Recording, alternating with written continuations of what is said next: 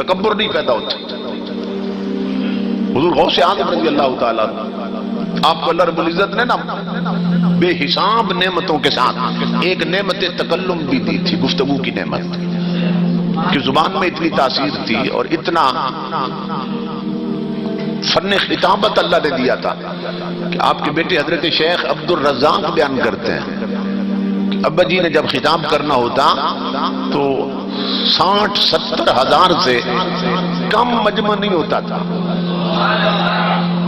اس سے بڑھ تو جاتا مگر اس سے گھٹتا نہیں تھا، اتنے بندے ہوتے۔ اور غوث اعظم کی تقریر کے دوران جو پہلی صفحے ہوتی نا، پہلی صفحے عام بندہ نہیں بیٹھ سکتا تھا، 360 کامل ولی بیٹھے ہوتے تھے اگلی صفحوں میں، تو 70 ہزار کا مجمع، 60 ہزار کا مجمع۔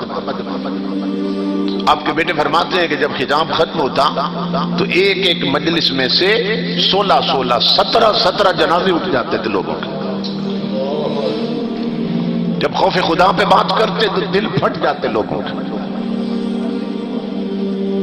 جب اللہ رب العزت کی لیکن اس نعمت گویائی پر اللہ سے کیا عرض کرتے ہیں؟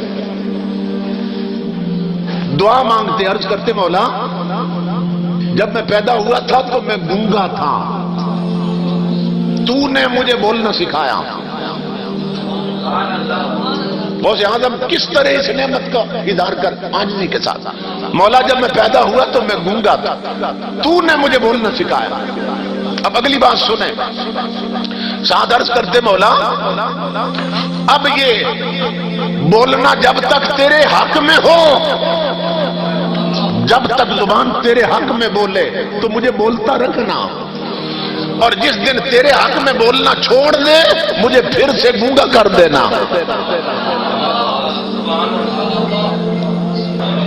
قرآن میں اللہ نے فرمایا لَإِن شَكَرْتُمْ لَأَزِيدَنَّكُمْ، میرے بندو اگر میرے دیے پر شکر کرتے رہے، میرے دیے پر نافرمانی نہ کی تم نے، شکر کرتے رہے، تو اللہ فرماتا ہے کہ مجھے اپنی عزت کی قسم میں ضرور بالضرور تمہاری نعمتیں بڑھاتا جاؤں گا، نعمتوں کو گھٹنے نہیں دوں گا۔ شکر سے نعمتیں بڑھتی ہیں، تو ہمیں تو رونا چاہیے کہ مولا ہم تیری نعمتوں کا تو شکر ادا ہی نہیں کر سکے، تو پھر بھی نوازتا جا رہا ہے، دیتا جا رہا ہے۔ تو ایک صحت کتنی بڑی نعمت ہے۔ یہ ہارون الرشید جو تھا نا، یہ تخت پہ بیٹھا تھا اور اس کی اتنی بڑی سٹیٹ اور سلطنت تھی کہ ہسٹورین لکھتے ہیں کہ سورج چڑھتا بھی اس کی سلطنت میں تھا اور ڈوبتا بھی اس کی سلطنت میں تھا۔ اتنی بڑی سلطنت اللہ نے اس کو عطا کی تھی۔ ہارون الرشید ایک دن تخت پہ بیٹھا، اس نے پانی مانگا، جب پانی کا گلاس اس کے ہاتھ میں آیا تو حضرت امام ابو یوسف ساتھ بیٹھے تھے، امام اعظم کے شاگرد، وہ چیف جسٹس تھے اس وقت۔ انہوں نے فرمایا ہاتھ روکو اور ہارون مجھے بتاؤ، اگر تو جنگل میں ہو، جنگل میں، اور تجھے پیاس لگ جائے اور تو راستہ بھول جائے اور کسی جھگی میں پہنچے اور وہاں پیاس لگی ہو، جان نکل رہی ہو تیری، اور تو پانی کا گلاس مانگے کسی سے، یہی جو ابھی پینے لگا ہے، اور وہ شرط رکھ دے کہ اس شرط پہ دیتا ہوں تجھے پانی کا گلاس کہ اپنی سلطنت مجھے دے دے،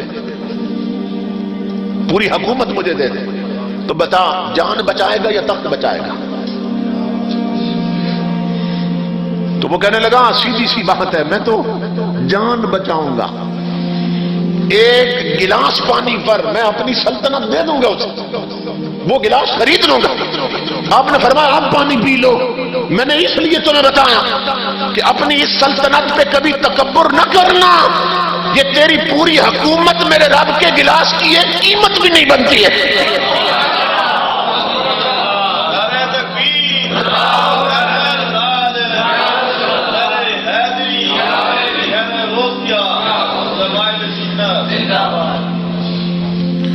تو کس نعمت پر اس کا شکر کیا جائے، تو ہمیں ہر وقت دھیان میں رکھنا چاہیے کہ یہ نعمت ہمیں اللہ نے عطا کی ہے۔ اور اس کا شکر ادا کرنا. شکر کا طریقہ کیا ہے؟ اس کی دی ہوئی نعمتوں سے اس کی نافرمانی نہ کی جائے. سیدھی سی بات. یہ ہے شکر کا معنی. اور ایک مقام پہ اللہ رب العزت نے تحدیث نعمت کا حکم دیا. فَأَمَّا بِنِعْمَتِ رَبِّكَ فَحَدِّثْ. میں اپنے رب کی نعمت کا چرچا کروں. اور کہیں حکم دیا کہ میری نعمتوں کا ذکر کرو. فَاذْكُرُوا آلَاءَ اللَّهِ لَعَلَّكُمْ تُفْلِحُونَ. نعمتوں کا ذکر کرو تاکہ تم فلاح پا جاؤ. بڑی عجیب بات ہے کہ نعمتوں کے ذکر سے فلاح نصیب ہوتی ہے. اور فلاح یہ عربی زبان کا اتنا جامع لفظ ہے کہ یہ دونوں جہانوں کی کامیابی پہ دلالت کرتا ہے. اور عربی زبان میں اس سے بہتر لفظ نہیں ہے جو دونوں جہانوں کی کامیابی پہ دلالت کرے. اللہ رب العزت اس لفظ کو یہاں استعمال فرما رہا ہے کہ جو میری نعمتوں کا ذکر کرتے ہیں وہ فلاح پا جاتے ہیں. یعنی جو میری نعمتوں کو یاد رکھتے ہیں اور نعمتوں کا ذکر کرتے ہیں ان کے دونوں جہان سنور جاتے ہیں.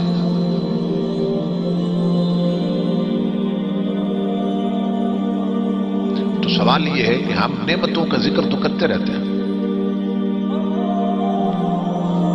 بلکہ ہماری محفلوں میں بات ہی ساری نعمتوں کی ہوتی ہے.